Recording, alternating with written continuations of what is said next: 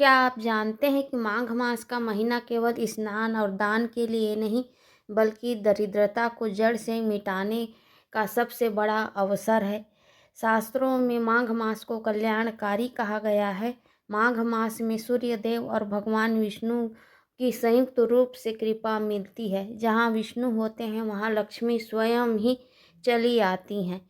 आज हम माघ मास में लक्ष्मी प्राप्ति के 5 अचूक गुप्त उपायों की बात करेंगे, जो केवल इसी महीने में किए जाते हैं। तो चलो चलते हैं 5 उपायों की बात करते हैं।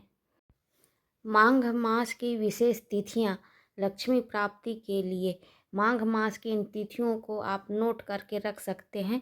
पहला है षठतिला एकादशी। षठतिला एकादशी में काले तिल का उपयोग करके धन के दोषों को दूर कर सकते हैं। दूसरा है मौनी अमावस्या का दिन।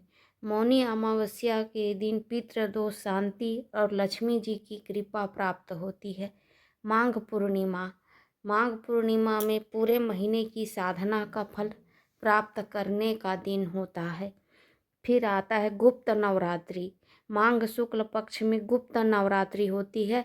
यह समय तांत्रिक और सात्विक लक्ष्मी पूजा के लिए स्वर्ण काल बताया गया है शास्त्रों में।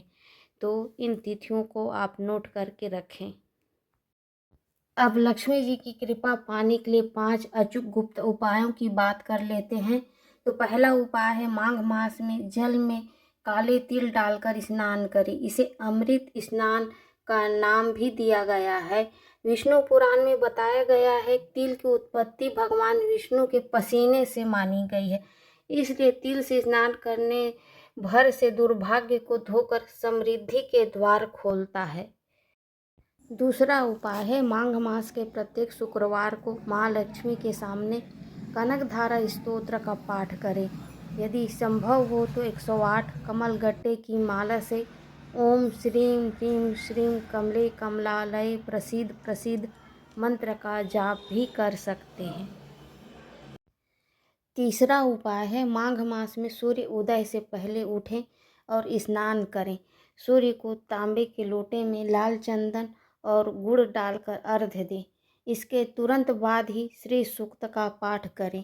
इस उपाय को करने से सूर्य यश देता है और लक्ष्मी ऐश्वर्य देती है। चौथा उपाय है दीपदान का उपाय। पूरे माघ मास में शाम को तुलसी के पौधे के पास घी के दीपक में 1 चुटकी हल्दी डालकर जलाएं और तुलसी जी की परिक्रमा करते हुए अपनी आर्थिक समस्याओं के निवारण की प्रार्थना करें। इससे लक्ष्मी जी प्रसन्न होंगी और लक्ष्मी जी की कृपा प्राप्त होगी। पांचवा उपाय है गुप्त दान। मकर संक्रांति से लेकर पूर्णिमा तक गुप्त दान कर सकते हैं। तिल, गुड़ या गर्म कपड़ों का दान करना चाहिए। माघ मास में घी का दान का बहुत ही महत्व बताया गया है। तो घी का दान अवश्य करें, क्योंकि शास्त्रों में लिखा है घी का दान करने वालों को कभी आर्थिक तंगी नहीं देखनी पड़ती। तो घी का दान अवश्य करें।